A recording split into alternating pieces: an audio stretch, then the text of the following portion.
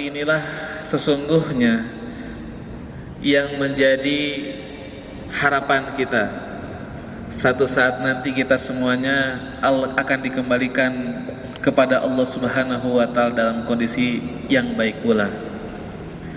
Karena Bapak dan Ibu semuanya, sebagaimana nasihat Sayyidina Ali radhiyallahu an, beliau pernah menyampaikan dalam sebuah nasihatnya, ya, al-yauma amalun, hari ini adalah tempatnya kita beramal, wala hisabun, bisa jadi hari-hari ini tempatnya kita beramal, sedikitnya hisab Allah Subhanahu wa Ta'ala, sedikit sekali amal keburukan kita yang Allah balas di dunia, atau bisa jadi sedikit juga amal kebaikan kita yang Allah balas langsung di dunia. Wa ghadan hisabun, namun kata Sayyidina Ali, nanti di akhirat itu tempatnya kita dihisab oleh Allah Subhanahu wa Ta'ala. Semua kebaikan-kebaikan kita akan Allah balas, sebaliknya keburukan-keburukan kita pun akan dibalas. Wa ghadan hisabun wala amal, tapi di saat itu mohon maaf, kita semua tidak ada lagi kesempatan untuk bisa beramal, melakukan sesuatu yang menjadi bekal kita nanti.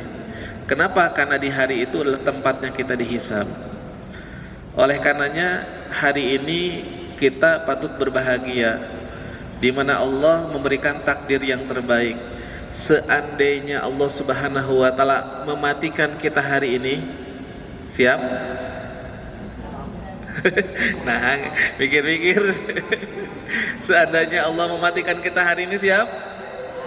Karena sesungguhnya kita ini ingin mati husnul khotimah. Lamun urang di antara kita semua ada yang meninggal di tempat ini husnul khotimah teh, husnul khotimah teh insyaallah ya. Tapi lamun dititah maut ayeuna mah ya gede we lah, pake esuk pake todai. Padahal belum tentu besok hari ya, esok pagi kita dalam kondisi kita dalam keadaan beramal kebaikan. Ya, itulah salah satu penyakit kita, hubbud dunya wa karahatul maut, cinta dunia, sieun maut. Penyakit kita ya. Padahal kita semua ingin mati husnul khotimah, aya kesempatan engke deui. Baik.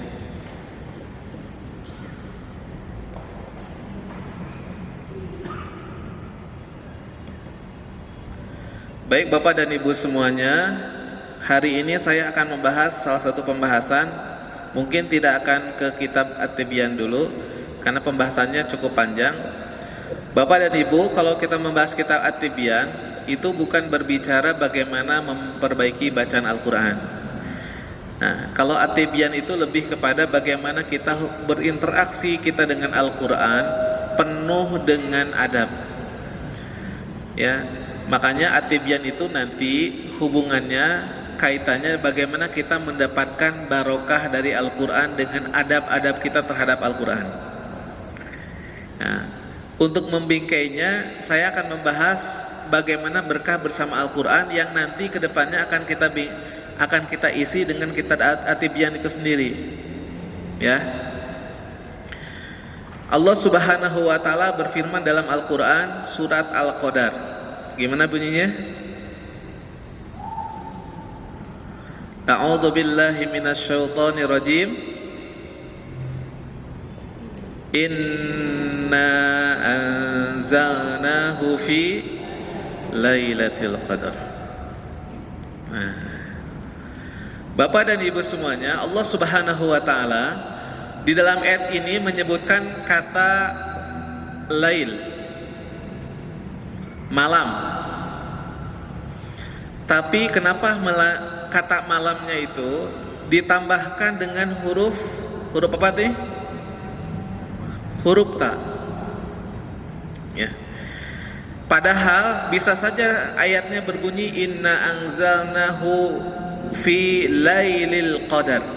Kan artinya sama-sama malam gitu. Fi lailatil di malam, lail juga tanpa tak sama-sama malam. Tapi bahasa Arab ini luar biasa, Bapak dan Ibu semuanya. Walaupun menambahkan cuma satu huruf saja di dalam Al-Quran, menunjukkan makna yang berbeda dengan ketika tidak ditambahkan huruf ta. Ya.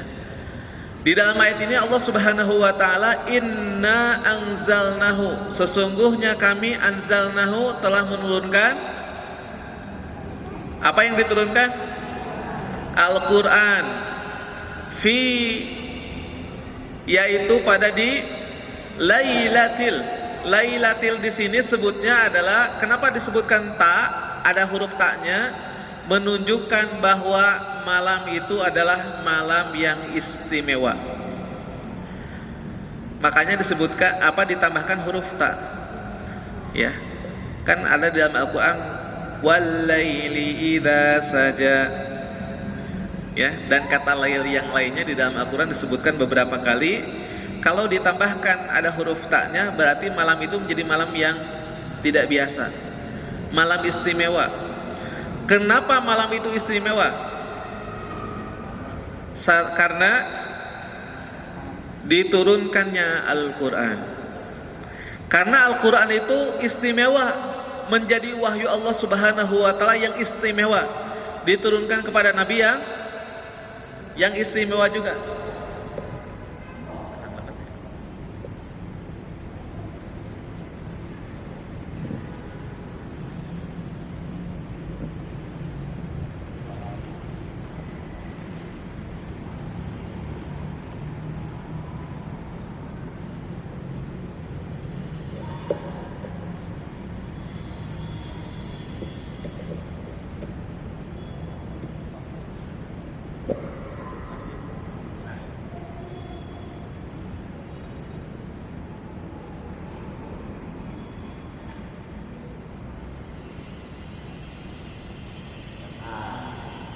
Jelas?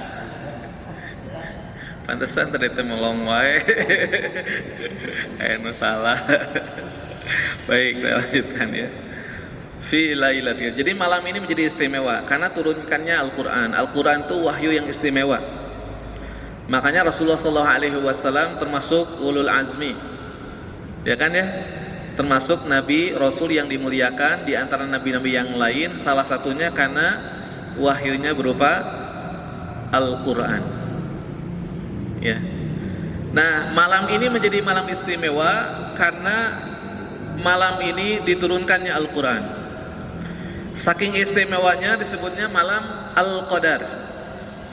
Wa ma adraka ma Lailatul Qadar? Ya.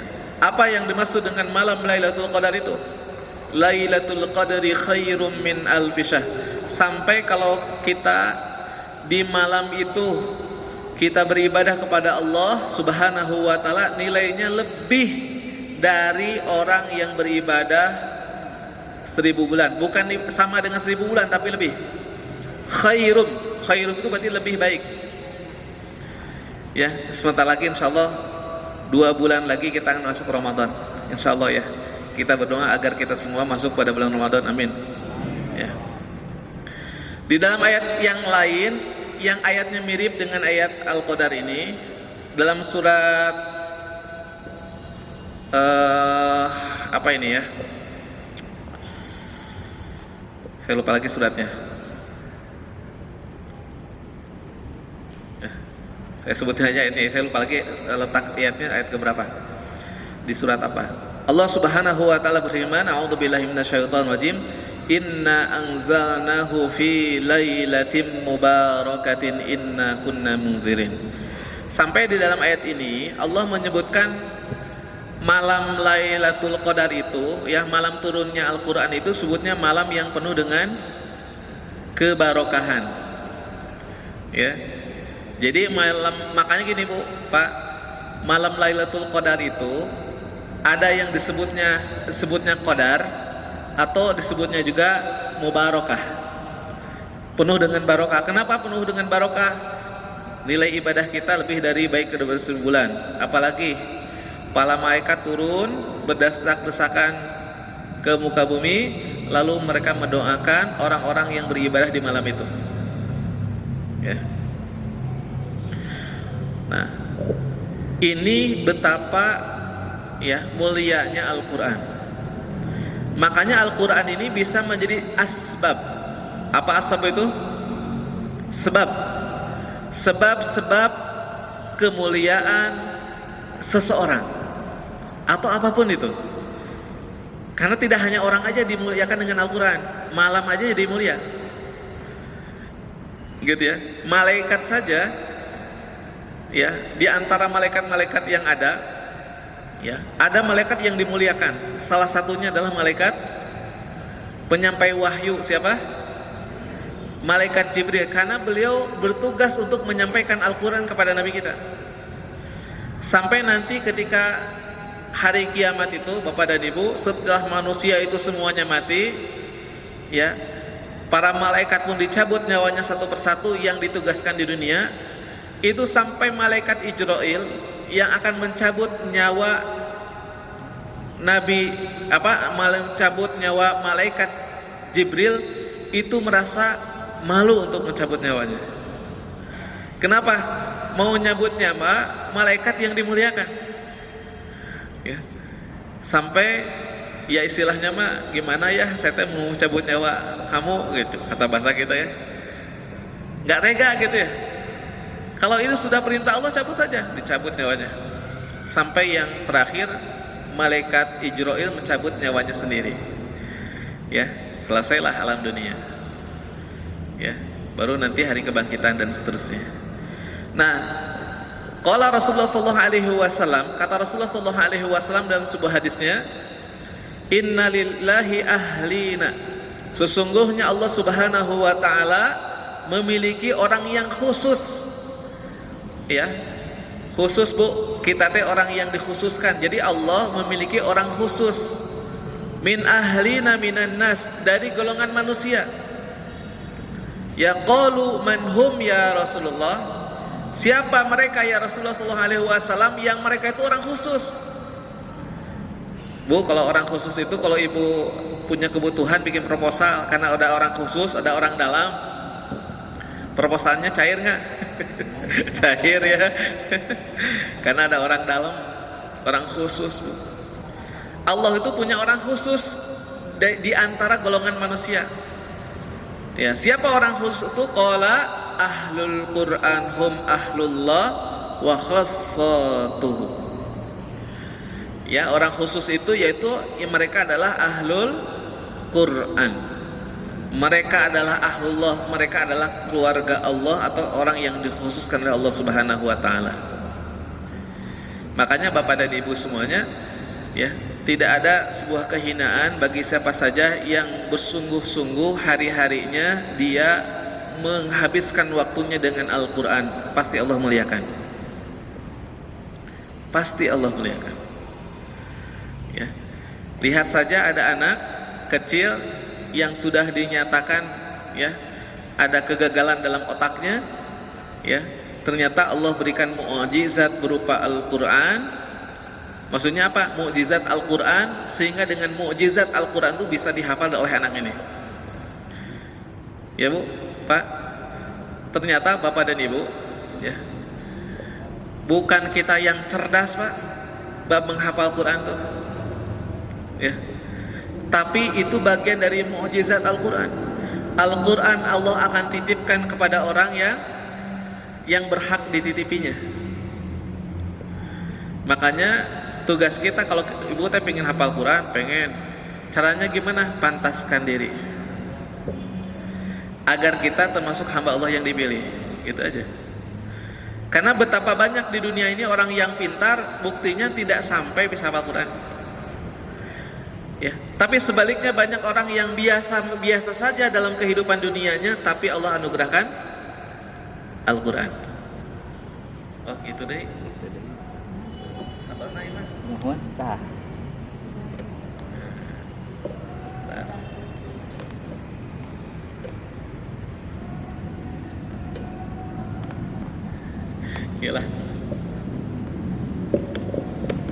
we.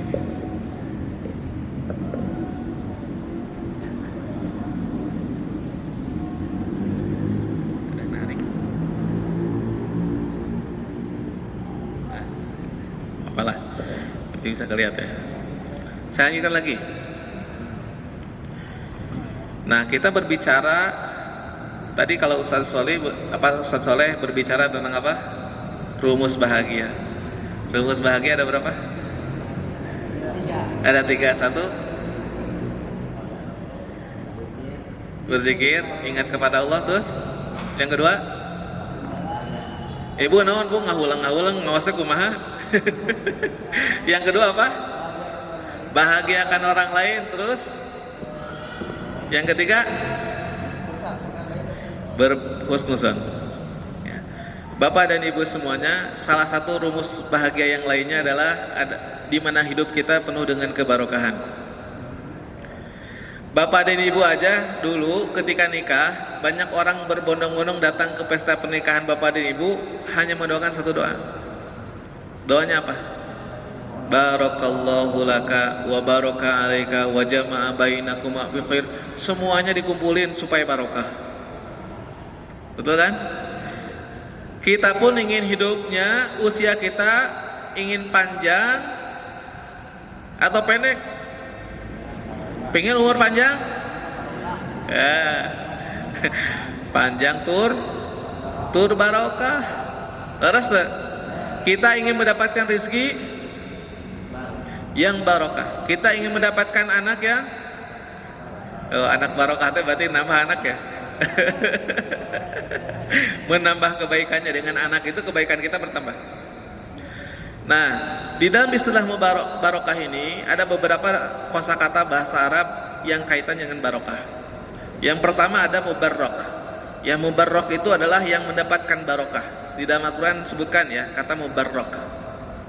Makanya kita seringkali ya mubarak fi atau barakallahu fi ya. Ada mubarrik, beda dikit. Tadi harokatnya fathah, ini harokatnya kasrah. Kalau mubarrik disebutnya yang memberikan barokah ya. Ada sebutnya yubarrik. Yubarrik itu barokah yang tidak pernah terputus ya, terus ya, yubarrik ya. Ada kata barokah itu sendiri ya, bertambahnya kebaikan. Ada kata yang lain mubarakatun ya. Tadi dalam Al-Quran inna anzalnahu fi lailatim mubarakatin. Nah, mubarakatin itu berkah yang menyebar ya ke semua orang. Artinya apa? Keberkahan Al-Quran itu tidak hanya didapat oleh Nabi kita Nabi Muhammad. Siapa yang beriman kepada Allah, siapa yang dia memuliakan Al-Quran, siapa yang dekat dengan Al-Quran, dia juga akan dapat barokahnya di Al-Quran. Makanya disebutnya mubarakatin. Itu barokahnya Al-Quran itu tidak terputus pada satu orang ya. Salah satu hadis Nabi Sallallahu Alaihi Wasallam, barang siapa yang dia hafal Al-Quran, maka dia bisa memberikan syafaat kepada 10 orang yang dia kehendaki untuk sama-sama masuk surganya Allah. Itu Bu, kalau kita hafal Al-Quran, kita bisa memberikan 10 orang untuk diberikan syafaat untuk masuk surga. Mau nggak? Mau yang memberi syafaat atau mau yang diberi syafaat? Memberi ya, betul kan? Nah, caranya hafalkan Al-Quran. Aduh kumaha tos kolot, tos sepuh, barho. Ya, kemarin ada nenek-nenek ya dari Palestina, usianya 70 tahun dan hafal Al-Quran 75, mulai ngapal kena di usia 70. Beresnya 5 tahun plus usia 75 tahun. Ke tempat saya ada yang datang santri ya, anak mahasiswa pas mau mondok 1 bulan mondoknya, sakit, kata nenek teh lebar, tos daftar, biasa digentoskan ku abdi, usianya 65 tahun. Pas datang teh Pak Ustad, abdi mah tos sepuh, kumahanya ngapalkeuna, kata saya teh ngapalkeuna sama sanung sanes. Anak muda, anak tua sama aja. Awal-awal tuh stres, karena Bu ngapalkan dari subuh sampai jam 9 malam setiap hari selama sebulan. Hari pertama stres, naon teu apal-apal. Pas ngapalkeun, pas pada setor poho. Kata saya nggak apa-apa, bersabar saja.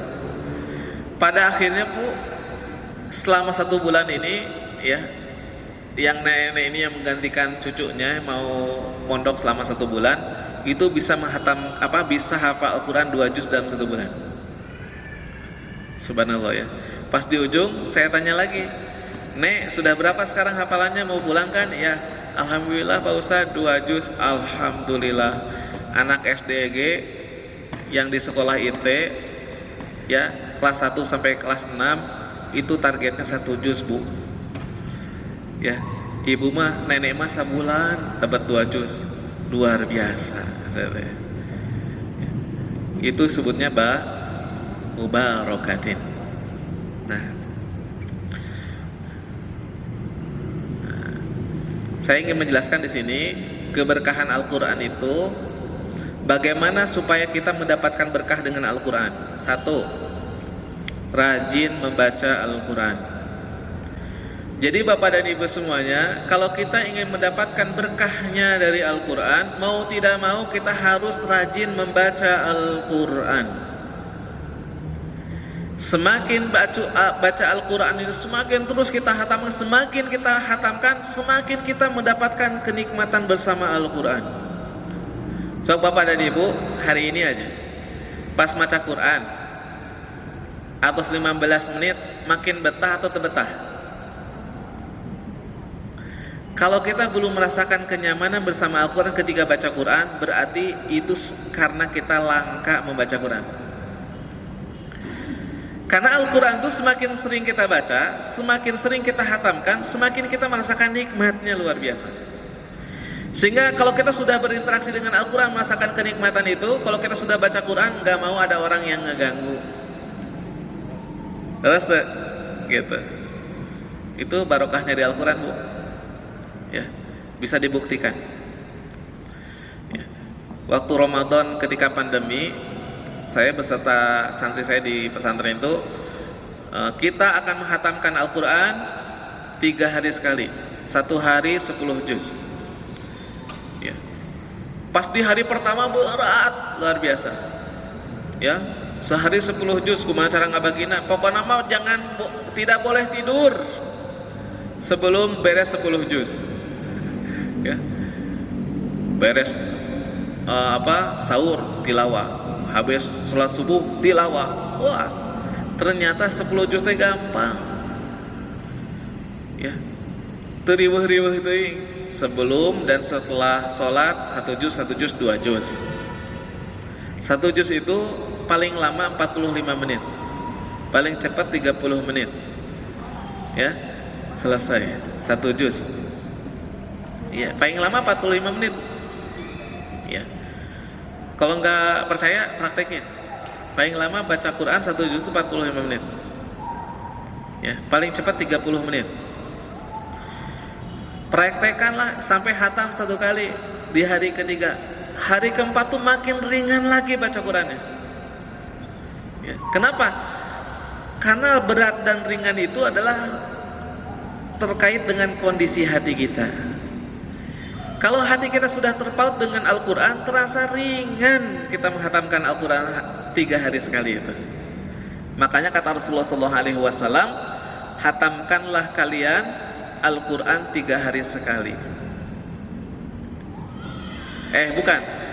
Dalam kata Rasulullah, hatamkanlah Al-Quran oleh kalian kepada sahabat sebulan sekali. Para sahabat nawar Bu. Kalau kita, kata saya nih, Bapak dan Ibu hatamkan Al-Quran, baca sebulan sekali. Ibu nawar nggak? Nawar. Nawarnya gimana? Bisa nggak kalau tuh sebulan gitu ya, 2 bulan lah. Para sahabat juga nawar, ya Rasulullah boleh nggak kami menghatamkannya tidak sebulan sekali? Ya, boleh nggak kami menghatamkannya lebih dari 1 kali? Ada yang menawar 10 hari sekali, ada yang menawarkan 7 hari sekali. Sampai ada sahabat yang menawari, ya Rasulullah izinkan kami untuk bisa menghatamkan Al-Quran 3 hari sekali. Kata Rasulullah, yakfi, cukup. Paling cepat baca Al-Quran hatam sehari itu 3 hari sekali. Di dalam hadis ini para ulama ada yang menyimpulkan gini Bu, Pak, ya, salah satu ya kuatnya iman kita kepada Al-Quran, kita bisa menghatamkan 3 hari sekali, salah satunya. Nah, kalau lemah-lemahnya iman kita kepada Al-Quran, kita mampu menghatamkannya sebulan sekali. Udah kerawas Pak? Ya. Saya yakin ibu sulit menghafal, bapak sulit menghafal Quran itu karena jarang ketemu dengan Al-Qurannya. Ketemu dengan Al-Baqarah, lamun setahun sekali hatam, berarti dengan Al-Baqarah ketemu setahun sekali. Kita mudah menghafal surat Al-Fatihah karena sehari berapa kali kita baca, ya kan? Gitu. Makanya ada metode baca Quran, menghafal Quran semudah Al-Fatihah. Caranya gimana? Dibaca diulang-ulang sekumaha Al-Fatihah. Coba sehari di sholat wajib aja Al-Fatihah berapa kali? 17. Berarti kalau kita menghatamkan Al-Quran, misalkan 1 halaman tertentu minimal dibaca 17 kali baru mulai menghafal. Kalau belum dibaca 17 kali malah, misalkan kita langsung baca surat An-Naba langsung dihafalkan, pasti berat ngapalkan. Makanya salah satu metode menghafal Quran, sebelum kita menghafal, baca ayat yang akan kita hafal, diulang-ulang, jangan mikirin hafalannya, dibaca dulu. Setelah nanti sudah berulang-ulang lebih dari 17 kali, baru berpikir untuk dihafal. Karena pasti berat. Jangankan bapak dan ibu, ya santri saya juga yang usianya muda-muda, berat kalau ngapalin Quran tanpa dibaca. Baca dulu diulang-ulang, baca dulu diulang-ulang, baru mulai menghafal. Sampai ada salah satu markas di Sudan, ya kalau ingin menghafal Quran tuh tugasnya ditulis dulu. Setelah tulis lalu dibaca, distorin bacaannya, diulang-ulang, baru boleh mulai menghafal. Gitu ya, prosesnya begitu panjang. Yang kedua adalah rajin mengkaji isi dan ilmu dari Al-Quran. Insya Allah kita akan mendapatkan berkah dari Al-Quran. Bisa jadi ada orang yang rajin baca Quran, tapi dia nggak ngerti Al-Quran, ya, tidak ngerti apa yang harus diamalkan dari Al-Quran. Makanya Alhamdulillah sekarang banyak ustaz-ustaz yang kompeten, yang luar biasa, yang bisa menjelaskan kepada kita apa yang menjadi makna dari Al-Quran itu sendiri. Nah, kita harus hadir dalam majelis itu supaya kita mendapatkan barokahnya. Ya, ngerti nggak ngerti hadir dulu. Karena dulu ya ada seorang ulama ya yang ketika dia pergi ke sebuah pesantren atau mahad ya, pesantren, oleh gurunya, kamu nggak usah ngaji, ya, nggak usah ngaji, tugasnya apa? Berkhidmat aja kepada guru, khidmat ya terus. Ketika khidmat ke guru teh luar biasa, dia menyimak ya kajiannya, tapi nggak bermaksud ngaji. Satu saat si gurunya itu berhalangan, kata gurunya, gantiin sama kamu. Pas duduk di kursi gurunya, membuka kitabnya, dia bisa menjelaskannya. Masya Allah ya. Makanya bapak dan ibu, tugas kita itu mencari ilmu. Insya Allah kepahaman itu Allah berikan kepada kita. Paham itu, memahami itu bonus dari Allah. Tugas kita itu mencari ilmunya. Kenapa? Karena kewajiban kita yang diwajibkan oleh Allah apa? Menuntut ilmu. Masalah paham terpaham kayak bonus dari Allah Subhanahu wa taala, dan lebih dari itu semua kita mendapatkan barokah. Baik, selanjutnya hidup bersama Al-Quran dengan sepenuh hati dan mengulang nilai Al-Quran pada diri. Saya percepat ya karena tak lagi asar. Nah, efek hidup kurang berkah apa cirinya? 1, Sakit-sakitan itu sakit yang tidak kunjung sembuh, salah satu tanda orang yang hidupnya nggak barokah. Hati-hati ya. Jadi dia bukan ujian lagi, musibah. Apalagi saya nggak jelasin detail ya karena waktu juga. Nah, prestasi menurun, hidup yang kurang barokah tuh kecenderungannya menurun prestasinya.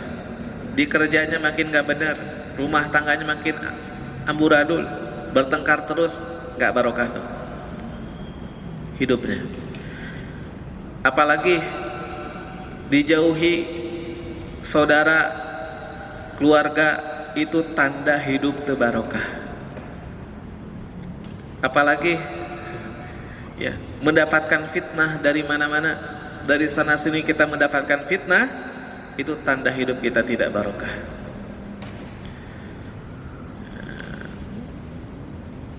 Bagaimana tanda orang yang mendapatkan barokah? Tadi yang tidak barokah. Nah sekarang orang yang mendapatkan barokah itu, yaitu dia merasakan nikmat ketika beramal soleh.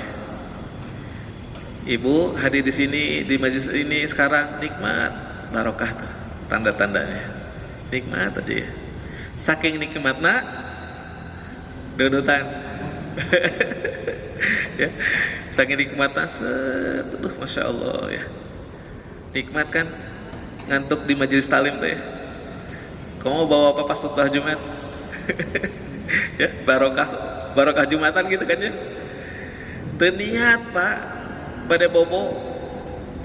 Tapi kayak pas gek teu karaos nunutan. Pas beres teh astagfirullahaladzim, tadi khutbahnya naonnya. Masya Allah. Apalagi konsisten di dalam amal. Jadi kalau kita sudah merasakan amal yang istimror, ya sholat tahajud tidak tertinggal terus kita lakukan, itu teh tanda barokah. Ya. Apalagi merasakan rindu kepada Allah. Makanya Bu, Pak, tanda orang yang hidupnya barokah tidak takut mati. Kematian itu sesuatu yang dirindukan karena semakin dekat waktu untuk bisa menghadap Allah. Makanya para ulama ya yang sholih, kita lihat mereka tidak pernah merasakan khawatir tentang kematiannya. Mereka mah tenang aja. Kalau sudah mati nggak apa-apa, mati aja. Kalaupun Allah manggil sekarang nggak apa-apa. Kalau itu jalan menuju pertemuan dengan Allah. Apalagi pandai bersyukur. Ya, orang yang penuh dengan barokah itu tidak banyak mengeluh. Ya. Nah, termasuk juga sabar dalam menghadapi berbagai ujian. Baik, sampai sini dulu ya. Terakhir, ini sebuah pepatah Arab, la tastahin bil kitrah, jangan sepelekan setetes air. Insya Allah apapun yang kita ikuti hari ini, ya dari kultum ke kultum, dari materi ke materi, walaupun hanya setitik air, ilmunya sedikit, tidak sebagaimana kalau ibu bapak menghadiri kajian Ustadz Abdul Somad. Ya kemarin ada Ustadz Adi Hidayat ya kesini, saya mendampingi beliau. Wah, ya kajiannya jam 9, jam 7 itu tos pinu jamaah tuh ya, masya Allah. Walaupun ilmu yang didapat tidak sebagaimana ilmu yang kalau beliau menjelaskan, insya Allah jangan sepelekan setetes ilmu itu. Bisa jadi itulah ilmu yang bisa mendapatkan kebarokahan buat hidup kita insya Allah. Bapak dan Ibu semuanya, mungkin tidak ada forum tanya jawab ya, setelah lagi juga azan berkumandang. Insya Allah nanti di pertemuan berikutnya saya akan membahas tentang kitab At-Tibyan fi Adabil Quran, fi Hamlatil fi Adabil Quran. Ya, adab-adab berinteraksi dengan Al-Quran. Supaya apa? Supaya kita mendapatkan barokah dari Al-Quran. Tak akan dibahas kumaha cara nama. Insya Allah di pertemuan berikutnya. Ya, demikian. Assalamualaikum warahmatullahi wabarakatuh.